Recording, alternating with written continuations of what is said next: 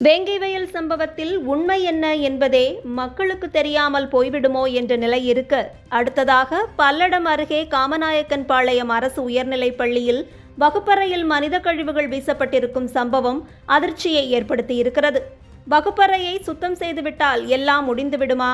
அரசு பள்ளிகளில் தொடர்ச்சியாக சாதி வன்முறைகளும், சுகாதாரம், அடிப்படை வசதிகள் தொடர்பான பிரச்சினைகளும், சமூக விரோதிகளால் நடைபெறும் பிரச்சினைகளும் அதிகரித்து வருவதை அமைச்சர் கவனத்தில் கொள்கிறாரா? ஆளுநருக்கு எதிராக பொங்கிய அன்பில் மகேஷ் அவர்கள் அரசு பள்ளிகளுக்கு சரியான பாதுகாப்பு இல்லாமல் இருப்பதை பற்றி பொங்குவாரா? அல்லது வழக்கம் போல உதயநிதி ரசிகர் மன்ற பணிகளில் பொறுப்பாக செயல்படுவாரா என்பது மாணவர்களின் கேள்வியாக இருக்கிறது. இதுபோன்ற திமுக செய்யும் அட்டூழியங்களால் கடவுள் கூட இனிமேல் திமுகவை காப்பாற்ற முடியாது என்று பெரும்பாலான மக்கள் கருதி கொண்டிருக்க, கடவுளையை காப்பாற்றப் போவதாக ஆணவமாக பேசியிருக்கிறார் அமைச்சர் திரு சேகர்பாபு. திருப்பரங்குன்ற விவகாரத்தில் முருகன், அல்லாஹ் என இருவருமே காப்பாற்றப்படுவார்கள் என அமைச்சர் கூறியிருப்பது மக்களிடையே சர்ச்சையை ஏற்படுத்தி இருக்கிறது.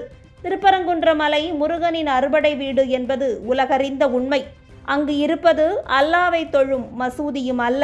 இதெல்லாம் தமிழக மக்களுக்கு தெரிந்திருந்தாலும் தைரியமாக அங்கு அசைவ உணவை சாப்பிட வைத்த எம்பி நவாஸ்கனிக்கு தோள் கொடுக்கும் திமுகவின் முடிவை முருகன் எவ்வாறு முடிவு செய்திருக்கிறார் என்பதை பொறுத்திருந்து பார்க்க வேண்டும். இந்த சூழலில் உத்தரப்பிரதேச மாநிலத்தின் கும்பமேளா விழாவில் நடைபெற்ற துறவிகள் தர்ம சபையில் தேசிய அளவிலான சனாதன வாரியம் அமைக்கப்பட வேண்டும் என்ற தீர்மானம் நிறைவேற்றப்பட்டிருக்கிறது. வங்கதேசம் மற்றும் பாகிஸ்தானில் சிறுபான்மையினராக இருக்கும் இந்துக்களுக்கு வாரியங்கள் ஏதுமில்லை. ஆனால் இங்கோ வக்ஃப் வாரியங்கள் இருக்கின்றன. பாரதத்தின் அடிநாதமான சனாதனத்திற்கு இங்கு வாரியம் அமைத்து ஆன்மீக பணிகள் செய்வதே தற்போதைய தேவை என்று ஒருமனதாக அங்கு அனைவரும் தெரிவித்துள்ளனர்.